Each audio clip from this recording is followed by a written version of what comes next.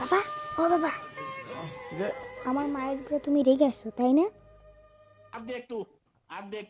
বলো না।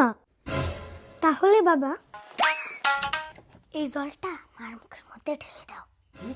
আরে মা ঘুমিয়ে আছে, মার মুখে জলটা দিয়ে ফেলাও। মা, বাবা জল দেয়।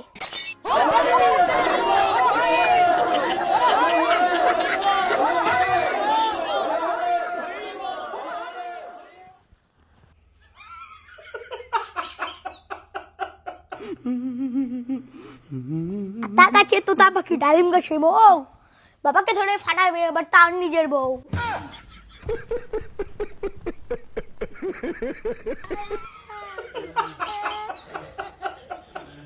এই বাবু, রাগ করেছো? অন্য কিছু তো ফাটাইনি, শুধু মাথায় তো ফাটাইছি। আমার সোনা বাবু রাগ করে না।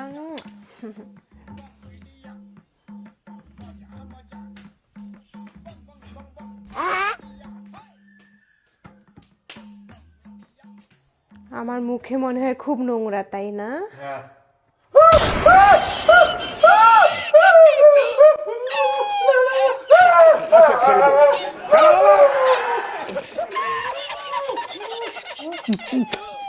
ভালো একটা হাউস মা।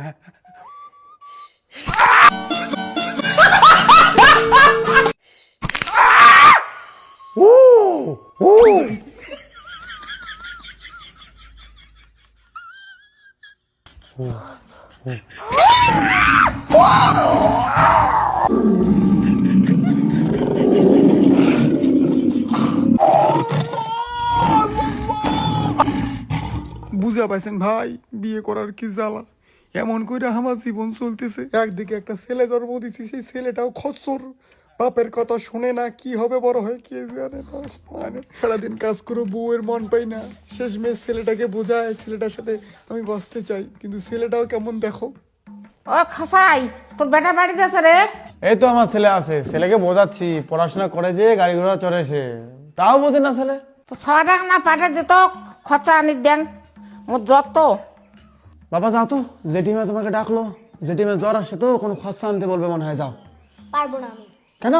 সেদিন আমি জেঠিমার সাথে বসেছিলাম, কে বা ফটো তুলে ফেসবুকে ছেড়ে দিছে, আর ফটোর উপরে লিখেছে ভালোবাসার কোনো বয়স হয় না।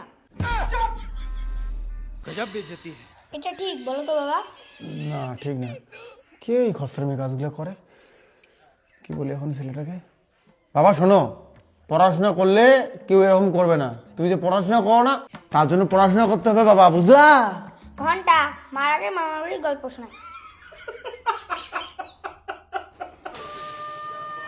বাবা এটা কি?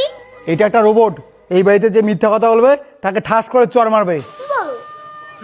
যা এখন পড়াশোনা কর, আমি রোবটকে ঘরে নিয়ে যাই। না বাবা, আমি পড়াশোনা করতে পারবো না। কেন পড়াশোনা করতে পারবি না? আমার পেটটা ব্যথা করছে। মিথ্যা কথা বললি তাই তোকে রোবট চড় মারলো। তোর মতো বয়সে না আমি কখনো পড়াশোনা ফাঁকি দিতাম না।